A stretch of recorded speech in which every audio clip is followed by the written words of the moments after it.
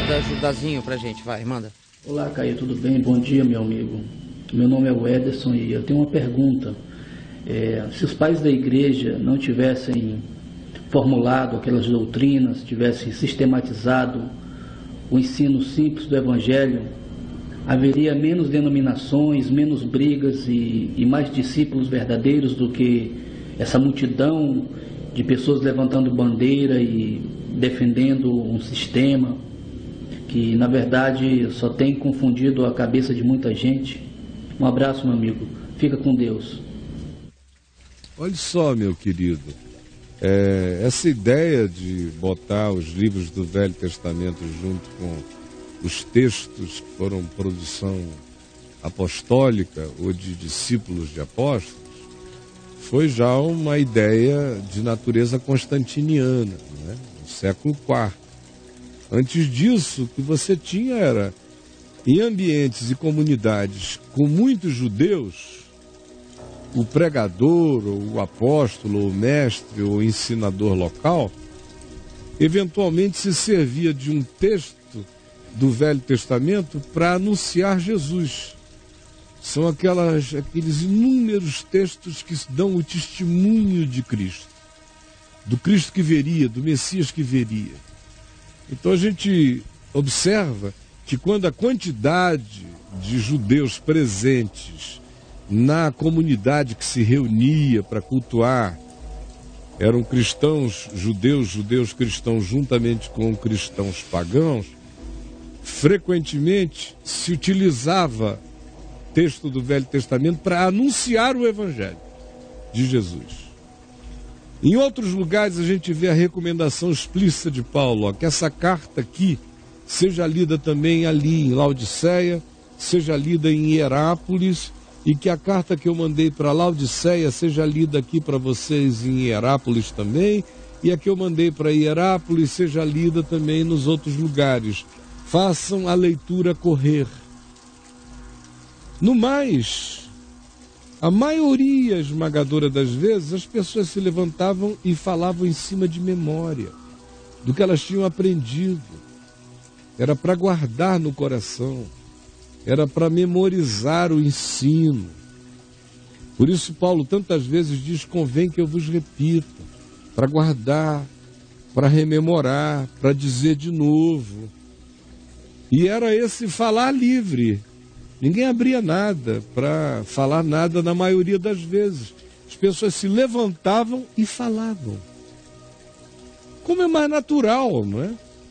Imagina se Deus criou uma concepção onde, para o indivíduo falar de Deus, ele tem que andar com um livro, abrir um livro e ler umas páginas. Para então poder falar de Deus. Meu Deus, que coisa mais patética se tivesse que ser assim. Se obrigatoriamente fosse isso. O kit Deus. Né? Kit Deus. Tem que andar com o kit Deus. Senão não pode pregar, não vou pregar porque eu não trouxe o livro. Não trouxe o meu kit Deus. Então, segunda coisa. Eu acho, mas sou eu, 2000 anos depois, né? É fácil você falar 1700 anos depois acerca das coisas que não deram certo. Quando você está lá, você está vendo só o imediato. Agora, olhando para trás, sinceramente, se eu estivesse lá com a consciência que eu tenho hoje, a minha sugestão é, vamos apenas entregar o Novo Testamento para esses discípulos lerem. Você cortava? 90% dos crentes eram pagãos. Por que eu ia colocar um biblão judaico desse tamanho, com um monte de nome, de gente, de história, de cultura, com a qual eles não tinham nada a ver, apenas para confundir o coração deles e eles começarem a se sentir pecando se não ficassem parecidos com a história de Israel.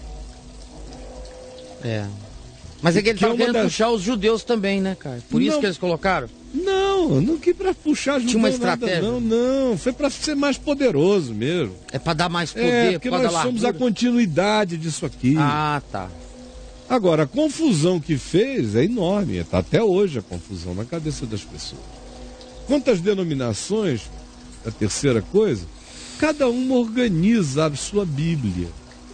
Claro, né? Cada um tem o seu... Os católicos têm a doutrina católica.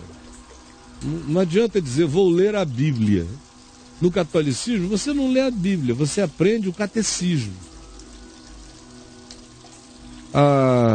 As igrejas reformadas, todas têm a sua doutrina, têm a sua teologia sistematizada e a sua doutrinação feita. Você não lê a Escritura pura e simples.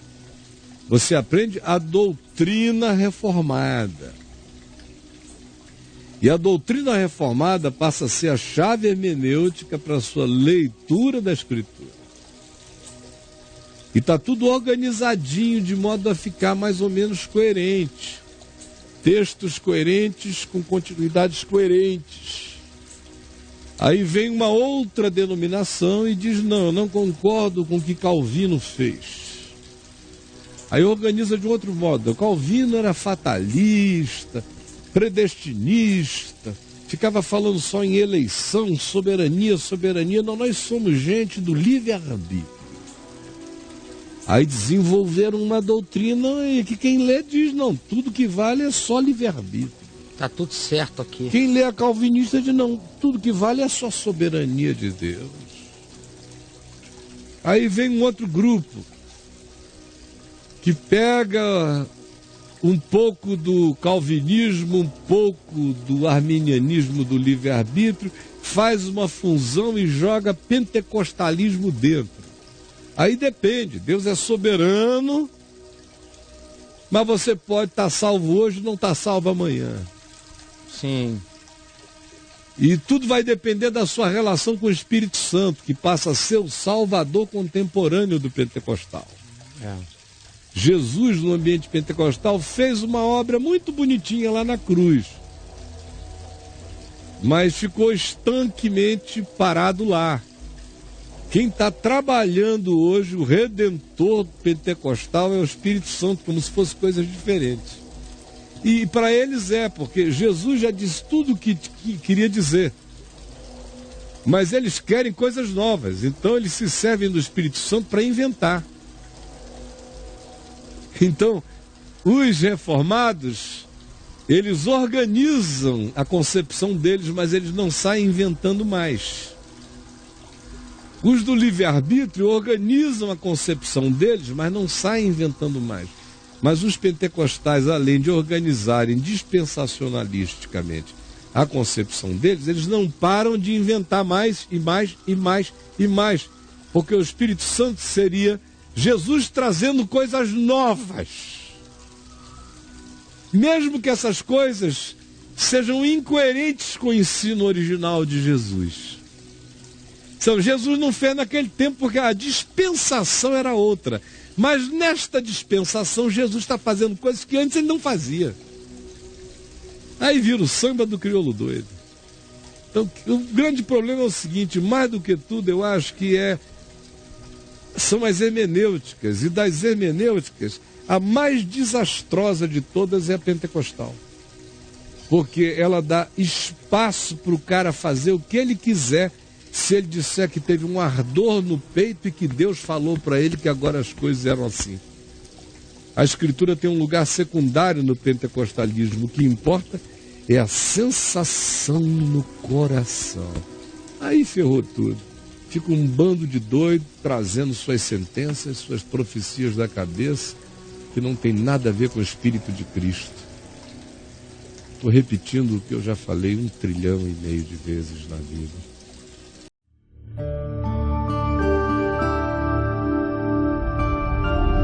VNV TV, o canal é você.